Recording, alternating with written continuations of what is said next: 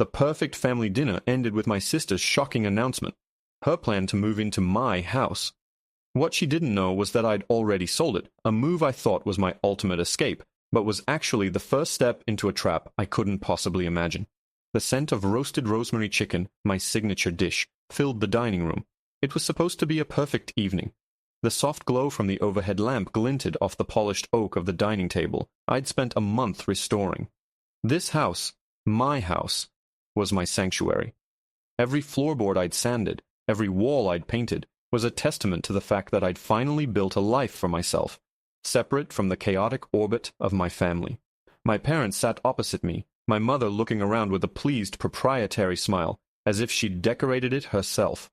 My father was holding court, telling a long-winded story about his golf game, and next to me, my sister Chloe was pushing a stray piece of asparagus around her plate, a storm cloud in a floral sundress. I knew that look. Chloe didn't do quiet contemplation. She did brooding. It was the preamble to a crisis, the calm before the category. 5 hurricane of her life made landfall, usually in my living room. For 28 years, I'd been the responsible older brother, the stable one, the rock. Liam will fix it. Liam will handle it. Liam has his act together, and I did. I had a great job in software engineering, a solid savings account, and this 3-bedroom house in a quiet suburb that I'd bought from our grandmother's estate. I'd paid a fair market price, outbidding 2 other potential buyers, just to keep it in the family. It was my piece of stability, my proof of concept. "This chicken is just divine, Liam," my mother said, steering the conversation away from Dad's monologue about a missed putt. "You've always been such a wonderful cook. I don't know how you find the time, with your demanding job and all." It was a classic mom compliment, the kind that came with a hidden clause. It was the lead-in. I braced myself. "Well, some of us have to be responsible," I said, trying to keep my tone light. I glanced at Chloe, who finally stabbed the asparagus spear with her fork and shot me a glare. "What's that supposed to mean?" she asked, her voice sharp. "It means," I said, meeting her gaze, "that it's nice to have a routine, a plan." My father chuckled. "Oh, leave your sister alone, Liam. She's a free spirit. Not all of us are meant to be tied down to a mortgage and a 9 to 5.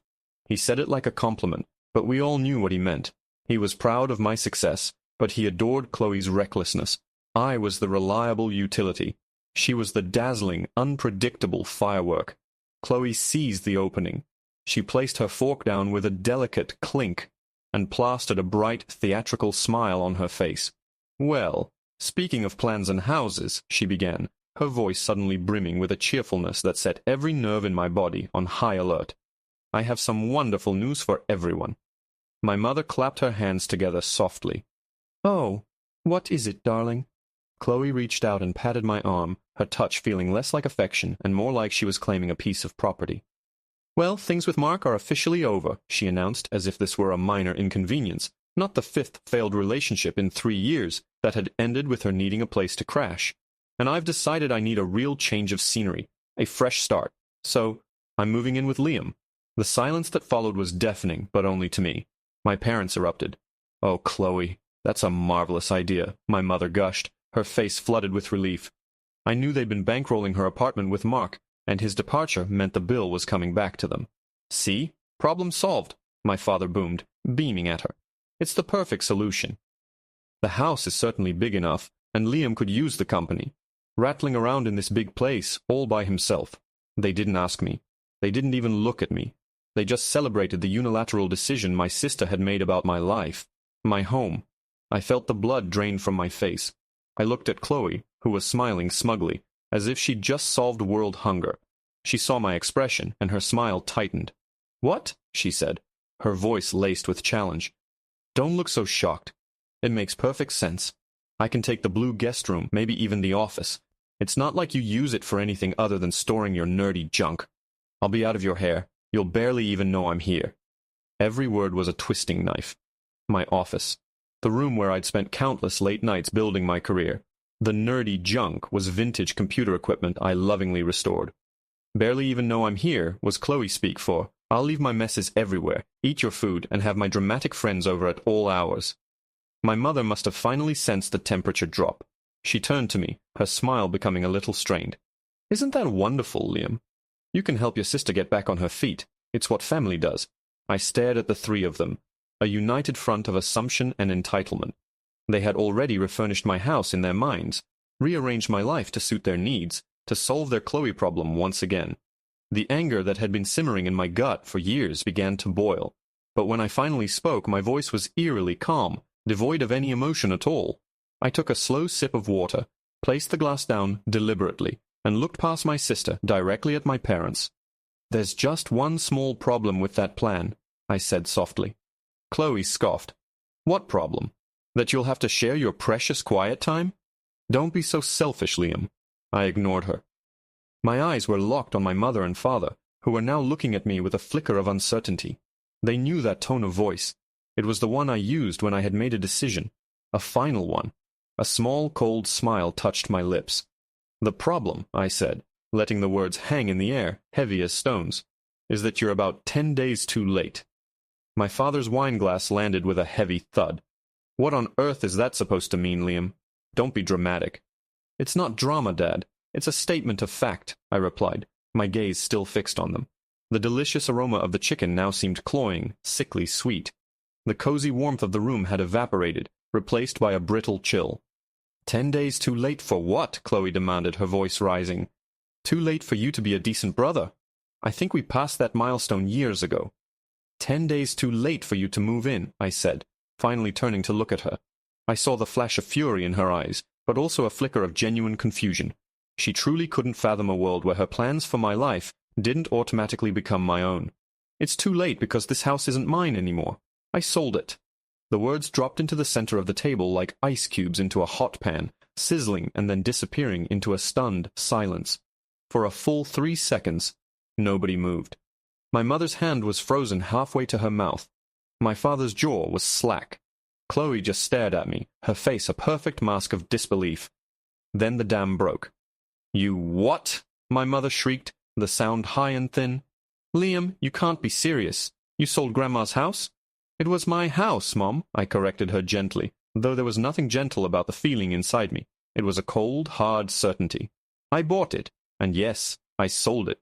"I don't believe you," Chloe spat, shaking her head. "You're making this up. You're just saying this to get out of helping me. It's the most selfish, most pathetic thing you've ever done, and that's saying something."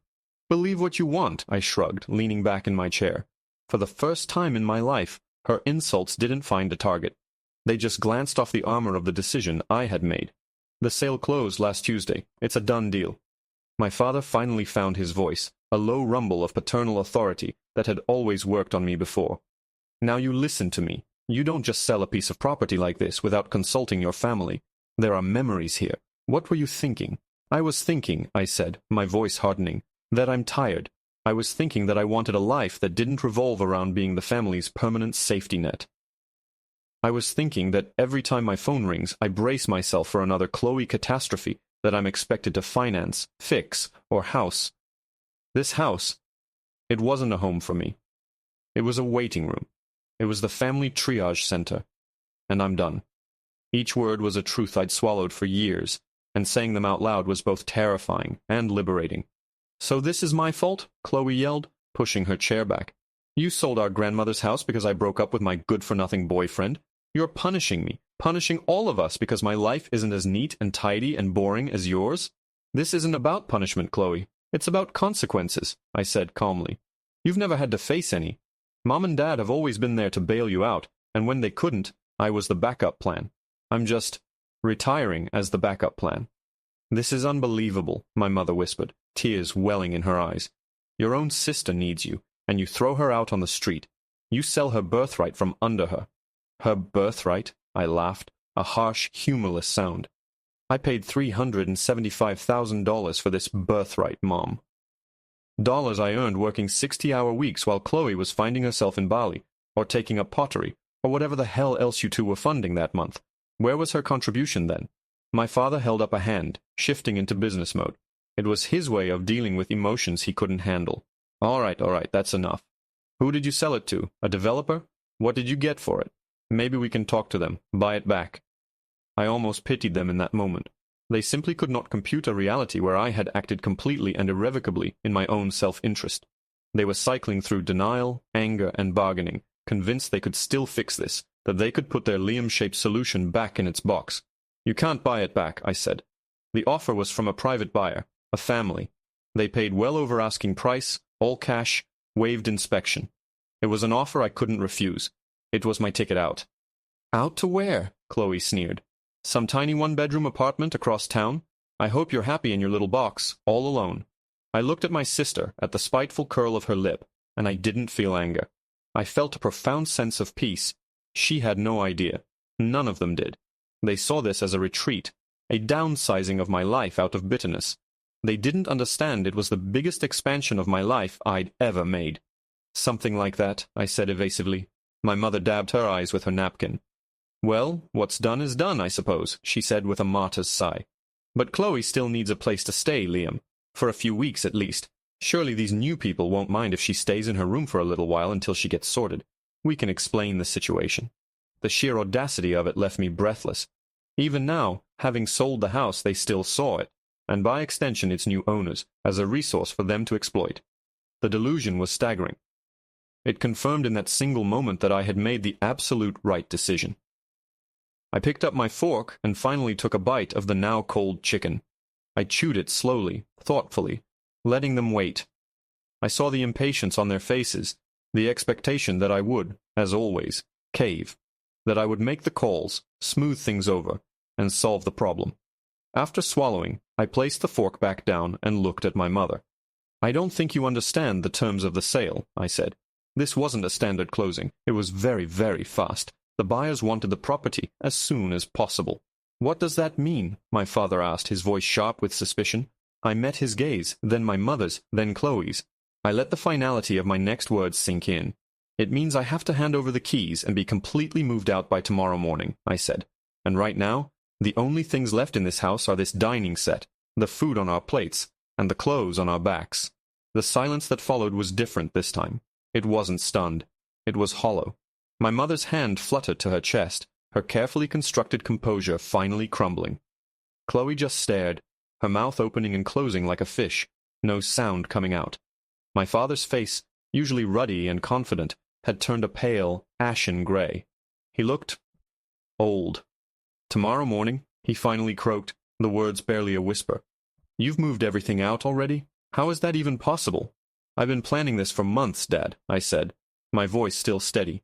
It felt like I was an actor playing a part, detached from the emotional carnage I was creating. I hired a company. They came last week while you all thought I was at a tech conference in Austin. They packed up everything, my clothes, my books, my tools, my nerdy junk, I added with a pointed look at Chloe. It's all in storage, waiting to be shipped. Shipped where? My mother asked, her voice trembling. Liam, where are you going?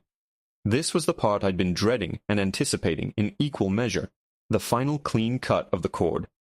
I pushed my chair back, stood up, and walked over to the sideboard where I'd left my briefcase.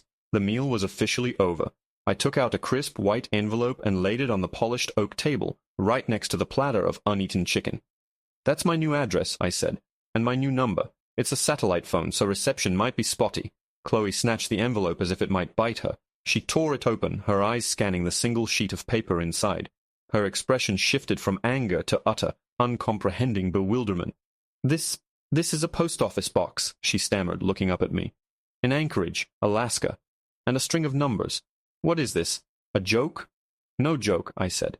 I accepted a job offer 2 months ago. Senior project manager for a remote logistics firm. The main office is in Anchorage, but most of my work will be on site. Field work. Field work where? My father demanded, standing up now, his authority figure persona trying to reassert itself. Liam, stop being so damn cryptic and tell us what's going on. I took a deep breath. Here it was. My first assignment is a 6-month contract. I'll be managing the communication systems for a research outpost. It's about 100 miles north of the Arctic Circle. My words seemed to suck all the remaining air out of the room. The Arctic Circle. It wasn't just another state, it was another world. A place so remote, so inaccessible, that it might as well have been the moon. It was a move so extreme, so absolute, that it couldn't be misinterpreted as a childish tantrum. It was a strategic retreat. An exodus. You're leaving the country? My mother sobbed, finally breaking down completely. You're moving to the North Pole to get away from your family? It's still the United States, Mom, I said, my voice softening just a fraction. And I'm not moving to get away from you. I'm moving to build a life for me, one that I choose, on my own terms. On your own terms? By selling our family home and abandoning your sister when she needs you most, Chloe shrieked, throwing the piece of paper down on the table. You are the most selfish person I have ever met. What am I supposed to do now? Where am I supposed to go tomorrow? I looked at her, then at my parents, who were staring at me with a mixture of horror and betrayal. They were waiting for me to provide the solution, just like I always did. Even now, in the wreckage of their expectations, they were waiting for the old Liam to reappear, to fix everything. And a small, treacherous part of me wanted to. The ingrained habit of being the responsible one was a powerful thing. I could see the path. I could tell them I had the security deposit from the sale in my account, that I could get Chloe a hotel for a month, help her find an apartment, co-sign the lease. The old script was right there, waiting for me to read my lines. But I couldn't. If I did, nothing would ever change. This was the one, single chance I had to break the cycle. That, I said, my voice flat and final, is not my problem to solve anymore.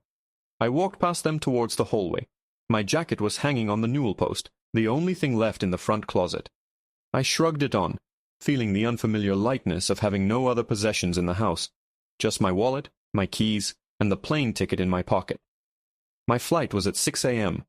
My father's voice stopped me at the door. So that's it? You just walk away? After everything we've done for you? I turned back, and for the first time I let the raw, honest anger I felt show on my face. Everything you've done for me? You mean raised me to be your reliable appliance, the family ATM, the Chloe Wrangler? I bought this house to have something of my own, and from the second I signed the deed, you all treated it like an annex of your home, a solution to your problems. You talk about memories? The only memories I have in this house are of fixing Chloe's breakups, her job losses, her credit card debt. I'm done making those memories. I looked at the keys in my hand, the keys to the house, and the keys to the car I was leaving behind in long-term parking at the airport. They felt heavy. The new owners will be here at 9 a.m. for the final walkthrough, and to get the keys, I said, my voice low. They're a young couple with a little girl. They're very excited. I paused, letting that sink in. A new family, a fresh start, a reality that had no place for any of us. I tossed the house keys onto the now empty hall table. They landed with a clatter that echoed in the cavernous, empty space.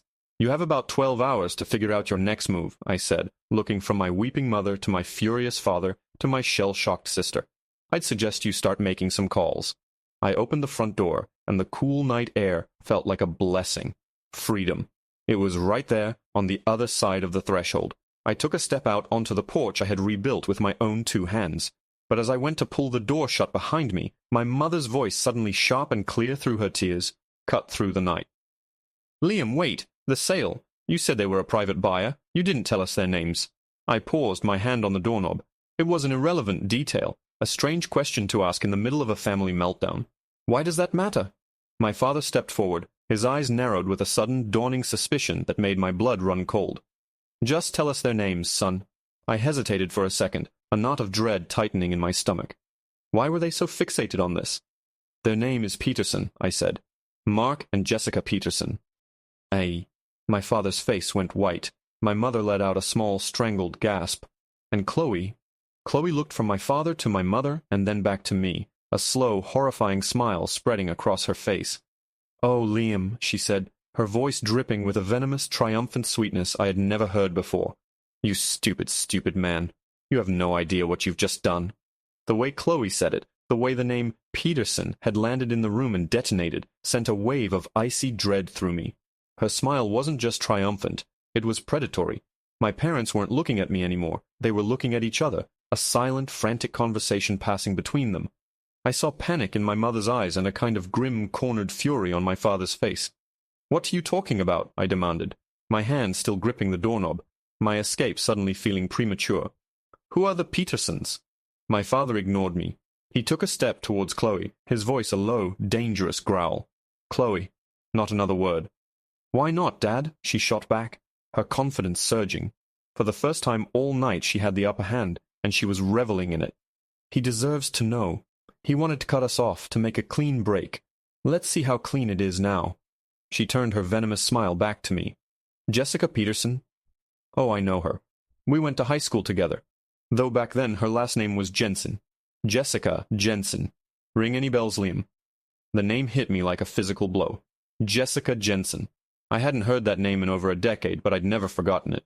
She was my high school girlfriend, my first love, the one I had planned a future with, a future that had ended abruptly and painfully the summer after graduation when she'd told me she was moving away and wanted to see other people.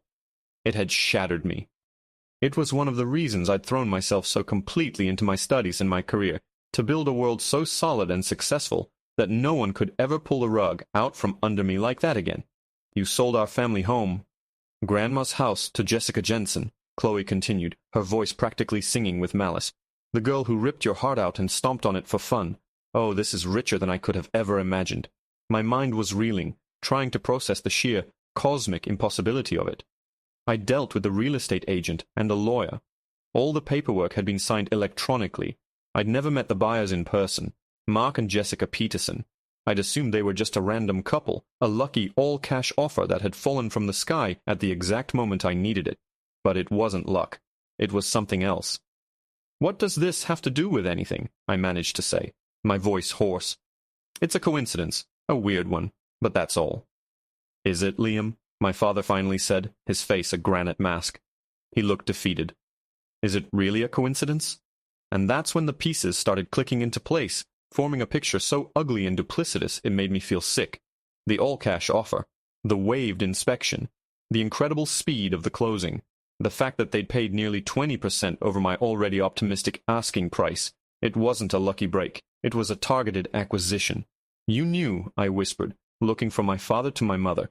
You knew who they were this whole time. My mother started sobbing again, burying her face in her hands. We didn't know you were going to sell it, Liam. We swear. Not until it was too late. Too late for what? I pressed, stepping fully back into the house and letting the door swing shut. The night air no longer felt like freedom. It felt like a trap I'd narrowly avoided. What is going on? My father sighed, a long, ragged exhalation that seemed to drain all the fight out of him. He sank back into a dining chair, looking like a man who had just lost a war. Jessica's father is Robert Jensen, Jensen Development. Jensen Development, the biggest, most aggressive property developer in the state. They were notorious for buying up entire blocks of single-family homes, usually through proxies and shell companies, to tear them down and build massive soulless condominium complexes. Our neighborhood had been fighting them off for years.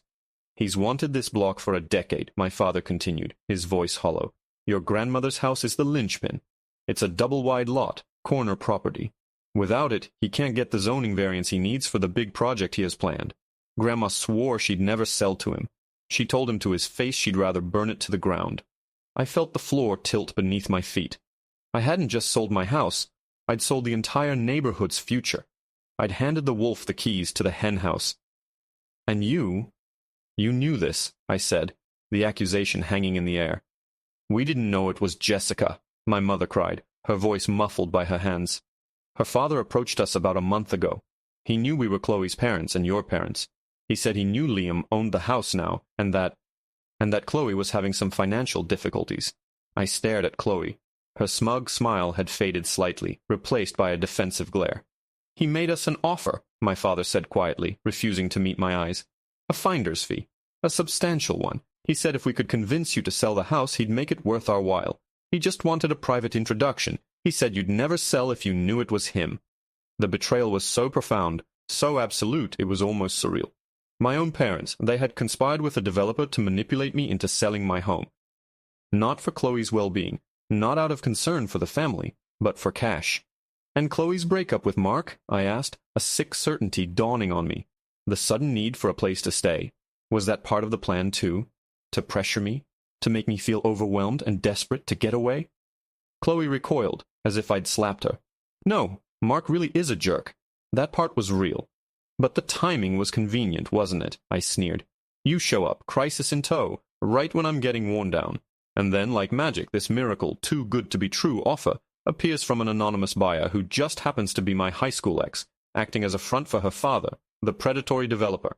And my parents get a fat payday for brokering the deal. I let out a laugh, a dry, cracking sound. Wow, it's almost impressive. The sheer, collaborative treachery of it all. It wasn't supposed to be like this, my mother insisted. We were just going to introduce you to a potential buyer. We thought you'd say no, but then you listed the house yourself, and Chloe told us, and we panicked. Robert Jensen called us and said he'd handle it, that he'd make an offer you couldn't refuse through his daughter. He promised us. He just wanted the house. He said he wasn't going to tear it down. And you believed him? I asked, my voice dripping with contempt. You believed the man who has spent the last 10 years trying to bulldoze this entire neighborhood? My father finally looked up, his eyes pleading. He gave us his word, Liam. And the money. Chloe's debts were... It was a lot. We were trying to help her. We were trying to help the family. You weren't helping the family, I said, the cold calm returning, more chilling than any rage. You were selling me out. You were selling out Grandma's memory. You were selling out our neighbors. I looked around the room, at the polished floors and the carefully chosen paint colors. My sanctuary. It had all been a lie. A stage for their final grand performance of betrayal. I felt something in my briefcase. I had forgotten it was still in my hand. I walked back to the dining table and unlatched it. I pulled out a thick manila folder and dropped it on the table. You think you've won, I said, looking at Chloe's smug face. You think you've trapped me, that you've exposed me as a fool and secured your payday. The sale is closed, Liam, she said, her voice confident again. The money is in escrow. It's over. You sold your soul to Jessica Jensen, and Dad and Mom get their finder's fee. Checkmate. I slowly shook my head, a small knowing smile touching my lips for the first time. You see, that's the funny thing about being a software engineer, a nerd, as you call it. We're meticulous. We read the fine print, and I found a very, very interesting clause in the 112 pages of that sales contract. I opened the folder, revealing the signed contract, a specific paragraph highlighted in bright yellow. The sale of this house was contingent on one very specific, non-negotiable condition that the buyers agreed to in writing, I said, my voice dropping to a conspiratorial whisper. A condition that I don't think Robert Jensen or his daughter or any of you ever expected me to actually enforce. Chloe snatched the contract from the table, her eyes darting to the highlighted section. My parents leaned in, their faces a mixture of dread and confusion. The room was so quiet I could hear the faint hum of the refrigerator in the kitchen, a ghost of the life I had built here. Chloe read the paragraph, then read it again, her brow furrowed. What is this? She finally asked, looking up at me, her triumphant smirk gone, replaced by a flicker of uncertainty. Clause 11.3b. Occupancy rider. It says, the seller, Liam Vance, retains the right of first refusal for tenancy at a fixed rate of $1 per month for a period not to exceed 60 months from the date of closing. She looked up, completely baffled. Right of first refusal for tenancy? What the hell does that even mean? It means, I said, savoring the moment, the slow turning of the screw, that I get to be the first person they offer to rent the house to, and it means the rent is locked in at $1 a month for the next 5 years. I gave them a small, tight smile. It means if I choose to, I can live here for the next 5 years, for $60 total. My father's face was a study in disbelief. That's insane. Why would any buyer agree to that? No lawyer would let them sign that. Oh, they agreed to it, I said, because they were in a hurry, because they were so certain I was desperate to leave. They never imagined I'd even consider it. Their lawyer probably told them it was a standard, unenforceable sentimentality clause, a way for a sentimental grandson to feel like he could come back if he wanted to. An emotional safety blanket. They assumed it was just for show, a meaningless concession to get the deal done quickly before I got a better offer. They assumed I was a fool. I looked at each of them in turn. They were focused on owning the property, the asset. They never bothered to think about who would be living in it. The implications began to dawn on their faces. The gears were turning, slowly, painfully. So, you're going to stay? My mother whispered, her voice barely audible. You're not going to Alaska?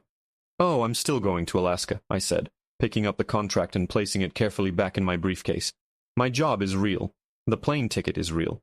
My need to get away from this suffocating toxicity is very, very real. I'm leaving at 6 a.m., just like I planned. Then I don't understand, my father said, shaking his head.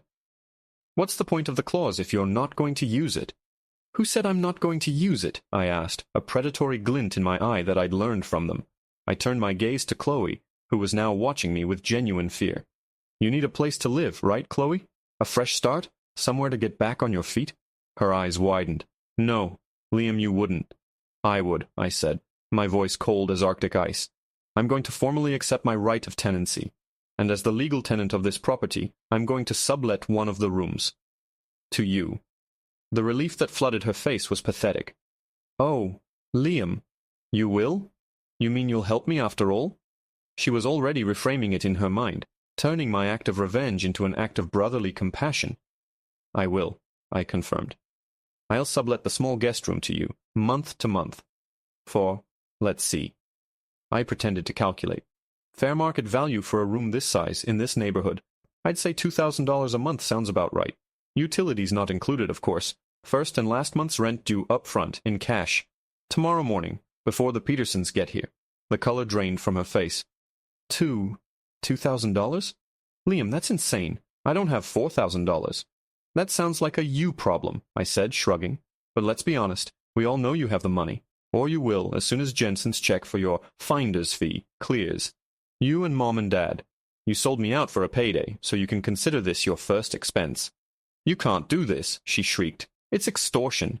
No, it's just business, I said, echoing a phrase my father had used on me my whole life. The Petersons, or rather Jensen Development, will be your landlords. I'll just be the primary tenant, the one they have to deal with. And you'll be my subtenant, living under my rules. No parties, no overnight guests without prior written approval. You will be responsible for your share of the upkeep. And if your rent is so much as 1 day late, I begin eviction proceedings. I've already had a lawyer draft the sublease agreement. It's ironclad. I looked over at my parents. And here's the best part. For the next 5 years, Robert Jensen can't do a thing. He can't tear the house down. He can't develop the property. He can't even start the permit process. Because according to city ordinance and the terms of our contract, he can't alter the property while a legal tenant is in residence. He owns the house, but I control it. His multi-million-dollar project is on hold for 5 years, all because he was in a rush and thought I was an idiot. The beauty of it was poetic. They had set a trap for me, and I had walked right into it, only to reveal I was holding the key to a much larger cage of my own design. I had turned their greed against them. Chloe would be trapped here, paying me an exorbitant rent that would go directly into my savings, funding the very life of freedom she and my parents had tried to deny me. She would be living in the house she'd conspired to steal, but as my prisoner. And my parents would have to watch, knowing their finder's fee was just subsidizing their daughter's cage while their benefactor, Robert Jensen, was bleeding money. "You're a monster," my mother whispered, her face pale with shock. "No, Mom," I said, snapping my briefcase shut. "I'm just the son you raised. I learned from the best." I walked to the door again, this time with a sense of absolute finality. There was nothing more to say. I had laid all my cards on the table. They could either accept the new reality or not. It made no difference to me. My flight was in less than 8 hours. I opened the door, and this time no one tried to stop me. The cool night air was crisp and clean. I took one last look at the three of them, frozen around the dining table like a macabre tableau of their own making. They looked small and defeated. As I stepped out onto the porch, I felt a vibration in my jacket pocket. I pulled out my phone. It was a text message from a number I didn't recognize. My heart hammered in my chest as I read the words on the screen. It was only 3 sentences, but they changed everything all over again. "Liam, it's Jessica. I know this is a mess, but you don't understand the whole story.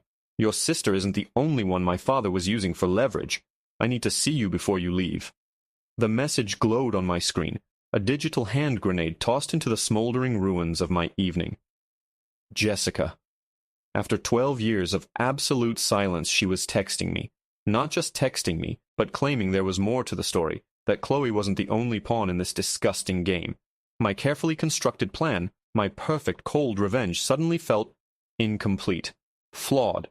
My first instinct was to delete the message, block the number, get in my car and drive straight to the airport, never looking back. This was exactly the kind of drama, the kind of emotional entanglement I was escaping. Jessica Jensen, or Peterson now, was the ghost of a past I had buried long ago. Letting her back in, even for a moment, was a tactical error. But the last sentence snagged on my conscience. Your sister isn't the only one my father was using for leverage. What did that mean? Who else could Robert Jensen possibly have leverage over? The implication was chilling. My fortress of righteous anger began to show cracks. This wasn't just about a house anymore. I stood on the porch for a full minute, the front door still slightly ajar. I could hear my mother's muffled sobs from inside. The life I was running from was right there, a few feet away. messy and manipulative. The life I was running to was a plane ticket and a satellite phone in a frozen wasteland. And now, this ghost from my past was standing at a digital crossroads, offering a third, unknown path. Against my better judgment, I typed a reply. Where? The response was almost instantaneous. The old coffee shop by the lake, the one we used to go to.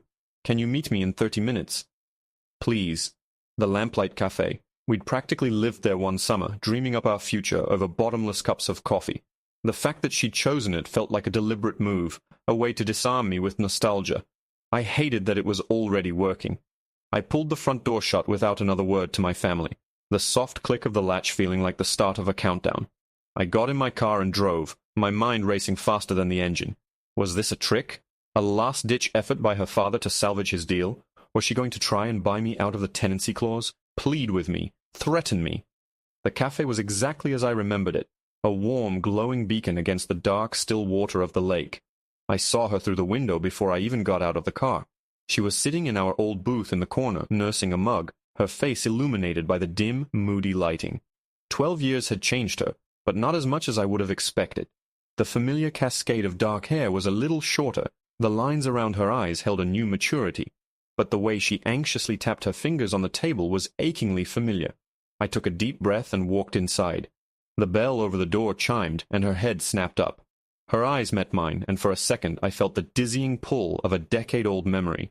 Surprise, regret, and a deep, unnerving sadness swirled in her expression. "Liam," she said, her voice soft. "Thank you for coming." "I'm not here to reminisce, Jessica," I said, my tone colder than I intended. I didn't sit down. I stood by the booth, a barrier between us. "My flight leaves in a few hours. You said you had something to tell me." She flinched at my tone but nodded.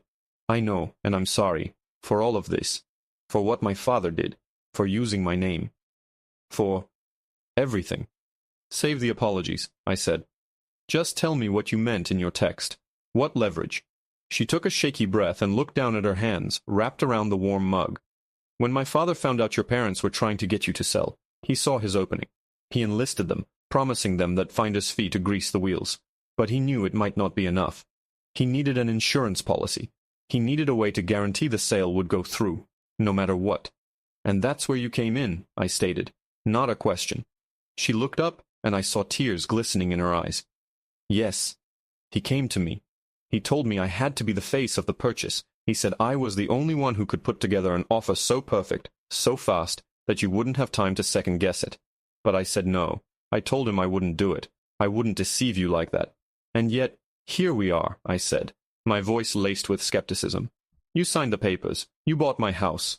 Because he made me," she whispered, and a single tear traced a path down her cheek. "That's the leverage, Liam. It wasn't just on your family. It was on me, on my son." The words hung in the air between us. My son. The casual mention of a child I never knew existed landed like a punch to the gut. The name on the contract clicked in my head. Mark and Jessica Peterson. A family. A little girl, I'd said to my parents. I had assumed. "My son, Leo. He's 7, she continued, her voice thick with emotion. "He has a rare genetic disorder. It affects his respiratory system. The medical bills are astronomical. My husband, Mark, he works. I work. But we were drowning. We've mortgaged everything. My father, he's been paying for Leo's treatments for the past 2 years. Keeping him alive." I felt the anger in my chest curdle into something else, something heavy and complicated.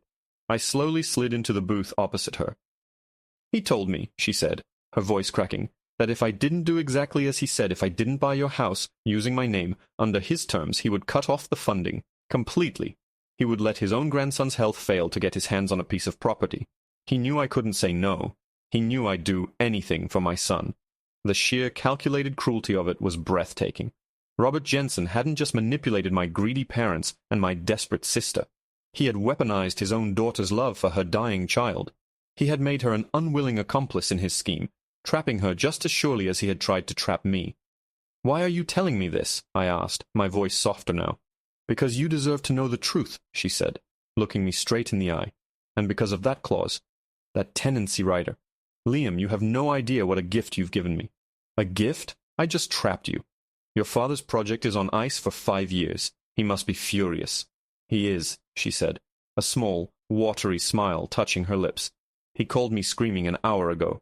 He said I was supposed to handle you, to make sure you were gone. But you don't understand. I don't care about his project. I never did. This was never about the condos for me." She leaned forward, her eyes pleading with me to understand. "Don't you see? That clause? It's my leverage now. It's the only thing I have that he wants. As long as you are the legal tenant of that house, his project is dead in the water. For the first time in my life, I have something he can't just buy or threaten his way out of." A new, dizzying possibility began to form in my mind. She wasn't here to fight me. She was here to propose an alliance. "He wants you to give up your tenancy," she said. "He's willing to pay you, a lot. But I'm asking you, I am begging you, Liam, don't do it. Not yet. Help me." "Help you how?" "I need you to keep control of the house," she said, her voice dropping to a whisper. "Just for a little while, long enough for me to negotiate. I can force him to put Leo's medical care into an irrevocable trust, a fund that he can never touch, never threaten to take away again. If I can do that, my son will be safe. I'll be free. And once it's done, I swear to you, I will sign the house back over to you, free and clear, for $1. We'll nullify the sale. You can have it back. My house. She was offering me my house back. My sanctuary. My entire life, which I had just spectacularly detonated, was being offered back to me on a silver platter. All I had to do was trust the woman who had broken my heart and join forces with her against her monstrous father, using the trap I had set for my own family as our primary weapon. My phone buzzed on the table. It was a new text. This one was from my father. "Liam, don't do anything rash. Robert Jensen is on his way to see you. He wants to talk. He says he's prepared to make you an offer that will set you up for life." The two messages lay side by side in my mind, stark and conflicting. Jessica, offering me redemption, a chance to reclaim my home and a piece of my soul, wrapped in a plea for help. And my father, heralding the arrival of the devil himself, dangling the promise of a life-changing fortune. One path was tangled, fraught with emotion and old wounds, but it felt right. The other was a clean, simple transaction, a final lucrative severing of all ties. It was the very escape I had been planning, just amplified to an obscene degree. I looked at Jessica. I saw the desperation in her eyes, but also a core of steel I'd never seen when we were kids. She wasn't just the girl who'd broken my heart. She was a mother fighting for her child's life, the enemy of my enemy. "He's coming here?" I asked, my voice low. She nodded, a flicker of fear crossing her face. "He must have a tracker on my car. He's paranoid. He won't let this go. Liam, whatever he offers you, please, just don't say yes." "Not yet. Just buy me some time." The bell over the cafe door chimed again. A blast of cold air swirled inside, carrying with it a man who seemed to suck all the warmth from the room. Robert Jensen was exactly as I'd pictured him. Tall, impeccably dressed in a dark, expensive suit, with silver hair and eyes like chips of granite. He exuded an aura of absolute, unshakable power. He spotted us in the corner booth and moved towards us with the predatory grace of a shark. My father and Chloe trailed in his wake like pilot fish, their faces pale and anxious. "Liam," Jensen said, his voice a smooth, deep baritone that was used to giving orders and being obeyed. He didn't offer to shake my hand. He simply stood over our table, looking down at me as if I were a mildly interesting insect. "I'm Robert Jensen. I believe we have some business to discuss." He glanced at Jessica, a look of pure contempt on his face. "Jessica, you've caused enough trouble for one night. Go wait in the car." Jessica squared her jaw, her hand tightening around her mug. "I'm not going anywhere, Dad."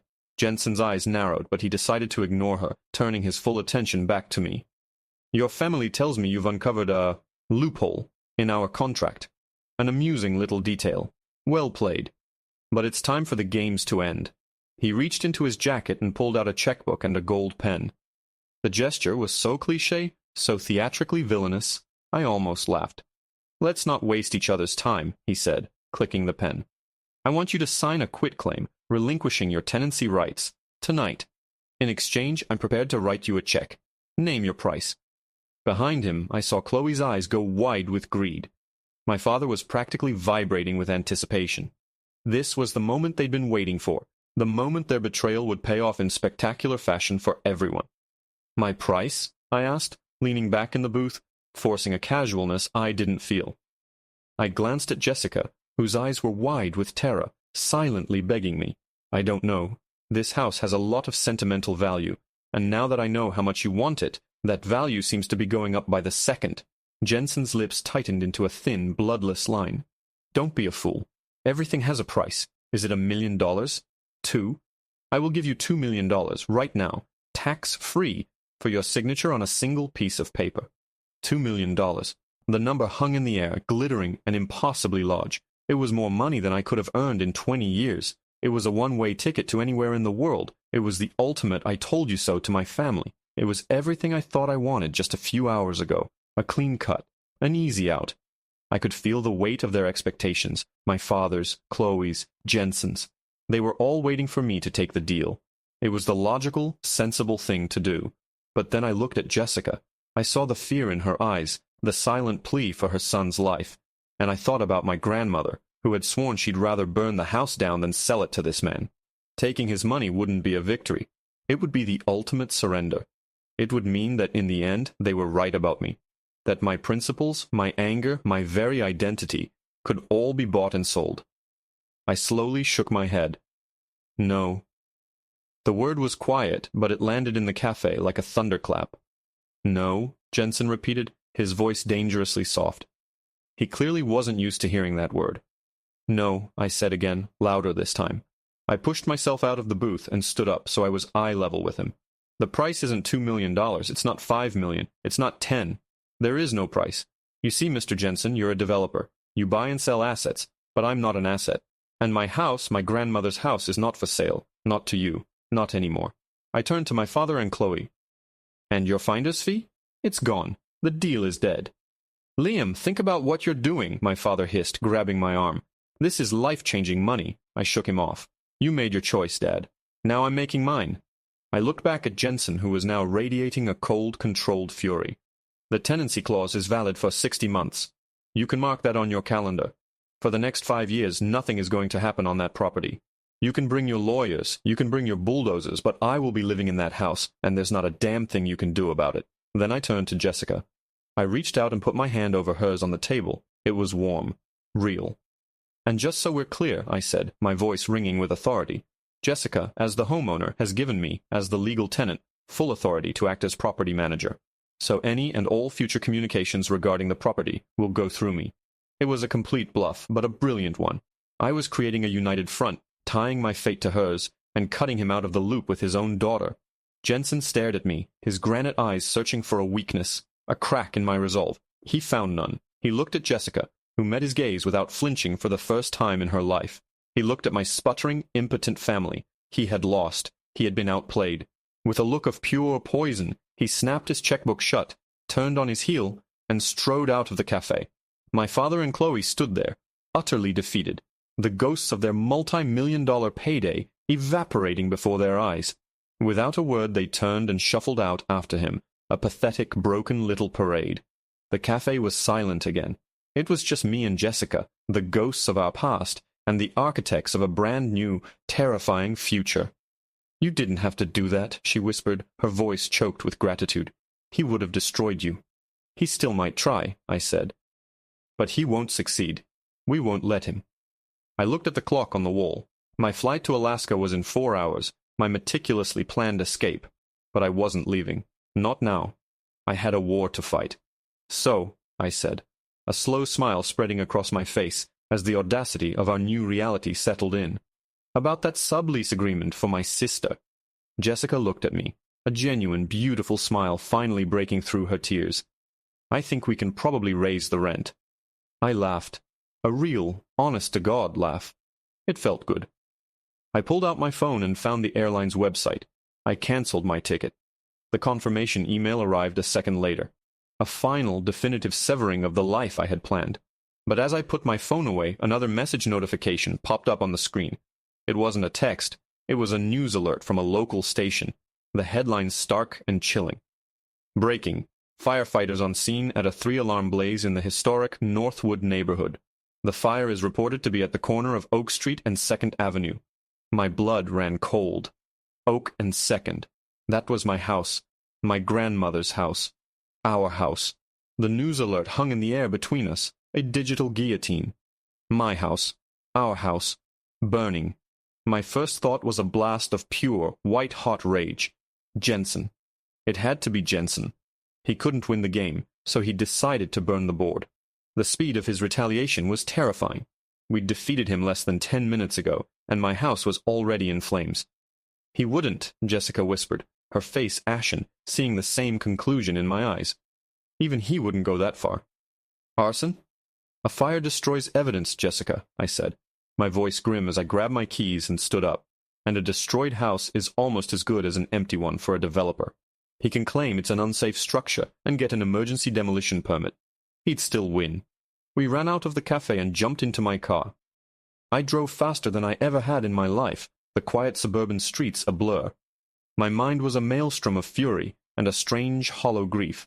I'd just fought to save that house, not just the building but the idea of it. My sanctuary, my grandmother's legacy, my weapon against 2 families' worth of greed.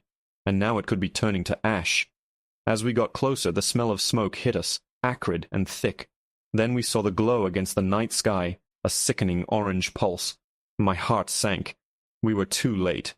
I screeched to a halt at a police barricade a block away, and we got out, running the rest of the way. The scene was chaotic. Flashing lights from fire trucks and police cars painted the street in strobing blues and reds. Hoses snaked across the pavement, and firefighters shouted orders over the roar. But the sight that made me stop dead in my tracks wasn't the chaos. It was the fire. It wasn't my house, it was the house next door. Mrs. Gable's house. An elderly widow who had lived there for 50 years.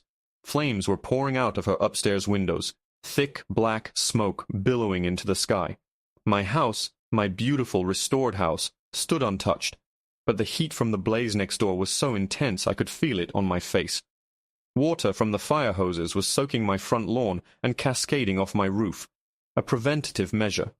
Relief washed over me, so potent it made my knees weak. But it was immediately followed by a wave of guilt and confusion. Why Mrs. Gable's house? And then I saw them. Standing on the opposite side of the street, huddled together like refugees, were my parents and Chloe. They weren't watching the fire with horror. They were watching it with a kind of stunned, slack-jawed disbelief. And my sister. Chloe was shivering, but not from the cold. She was wrapped in a blanket someone must have given her, her face streaked with soot. I strode across the street, Jessica right behind me. "What happened?" I demanded, my voice raw. My mother looked at me, her eyes wide with a terror I'd never seen before. "Oh, Liam, it was an accident. A horrible, horrible accident." "What accident?" I pressed, looking at Chloe's soot-stained face. The pieces were starting to fall into a new, even uglier picture. "Chloe, what did you do?" She started to cry, thick, gulping sobs. I didn't mean to. I was just so angry. After we left the cafe, Dad was yelling, Mom was crying. I just wanted to do something. To hurt you like you hurt us. My father stepped forward, his face grim. "She went back to the house, Liam. We didn't know. She got in through a back window you always used to leave unlocked." "I was going to smash things," Chloe wailed. "Break your stupid nerdy junk you were so proud of. But you'd already moved it all. The house was empty, so I gathered some old newspapers from the recycling bin in the garage. I was just going to make a small fire in the fireplace. A symbolic one. To scorch it. To leave my mark." I stared at her, my blood running cold. She had tried to burn my house down, her own family home. "But the flue was closed," she choked out. "I didn't know. The smoke started filling the room so fast. I panicked. I threw the burning papers. I think I threw them towards the back door to get them outside. They must have landed on the porch, on the welcome mat." My welcome mat. The one that sat on my wooden porch, which was separated from Mrs. Gable's house by a 6-foot wooden fence, and her prize-winning, very dry rose bushes. The wind had picked up tonight. A single spark. The fire hadn't been Jensen's professional, targeted arson. It had been my own sister's pathetic, incompetent, spiteful act of vandalism gone horribly wrong. This was the real Chloe catastrophe. The one that couldn't be fixed with money or a spare bedroom. A police officer approached our group. "Excuse me, do you know who lives at this address?" he asked, pointing at my house. Before I could speak, my father stepped in front of me, his voice shaking but firm. "My son does.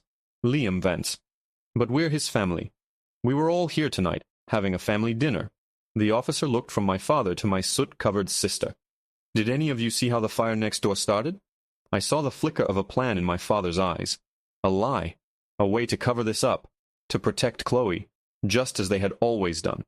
He was about to pin this on a faulty gas line, an electrical fire, anything but the truth. The old script was right there, waiting for him. But I was done with the old script. "Yes, officer," I said, stepping forward. "I think my sister can tell you exactly how it started." The betrayal on their faces was absolute. But for the first time, it didn't hurt. It was just necessary. The cycle had to break, here and now, in the flashing lights on the wet pavement. The next few hours were a blur of police statements and flashing cameras. Chloe confessed everything, her story tumbling out between sobs of self-pity. My parents tried to shield her, but the truth was too big and too ugly to hide. The final nail in the coffin was Mrs. Gable's security camera, which had perfectly captured Chloe on my back porch, and the fire starting. As the sun began to rise, casting a pale, gray light on the scene, I stood with Jessica on my damp lawn, watching the firefighters roll up their hoses. Mrs. Gable's house was a charred, smoking ruin, but mine was safe. Mrs. Gable was safe, too. She'd been out playing bridge and had come home to the chaos. My family was taken to the station for more questioning. Their attempt to betray me for money had ended in a far greater disaster, a crime that would have real, unavoidable consequences. There would be no finder's fee from Jensen. There would only be lawyer's fees, and for Chloe, probably a criminal record. "What are you going to do now?" Jessica asked softly. I looked at my house, water still dripping from the eaves, looking clean and new in the morning light. My sanctuary. I had almost given it up. I had almost run away. "I'm going to stay," I said, a certainty settling deep in my bones. "I'm going to exercise my right of tenancy. I'm going to live here. And we," I said, looking at her, "are going to make your father's life a living hell until he signs that trust for your son." A real smile lit up her face. "And after that? After the 5 years are up?" I thought about it for a moment. The anger that had fueled me for so long was gone, replaced by a quiet, steely resolve. My family's hold on me was broken. My career in Alaska, my planned escape, it all felt like it belonged to a different person. My life wasn't there. It was here. "After 5 years," I said, "a new plan forming, clearer and better than the old one. You're going to sell the house back to me for $1, just like you promised. And then I'm going to talk to all the neighbors on this block. I'm going to help them form a historic trust. We're going to get the entire neighborhood landmark status. We're going to make sure that no developer, not Jensen, not anyone, can ever tear down these homes. I wasn't just the responsible one anymore. I was a protector. Not just of a house, but of a community, of a legacy. It was a bigger job than the one waiting for me in the Arctic. But it felt right." Jessica's eyes shone with a respect, and something more that I hadn't seen since we were 17. "My grandmother would have liked that," I said, a genuine smile finally reaching my own eyes. "I think she'd be proud." I took the house keys from my pocket. They didn't feel heavy anymore. They felt like they belonged right where they were. I walked up the steps to my porch, past the scorch mark where my welcome mat used to be, and fitted the key in the lock. It turned smoothly. I pushed the door open and stepped inside. It smelled faintly of smoke and rosemary, the ghost of last night's dinner. It was no longer just a house. It was a battlefield I had won. It was my home, and I was finally, truly, ready to live in it.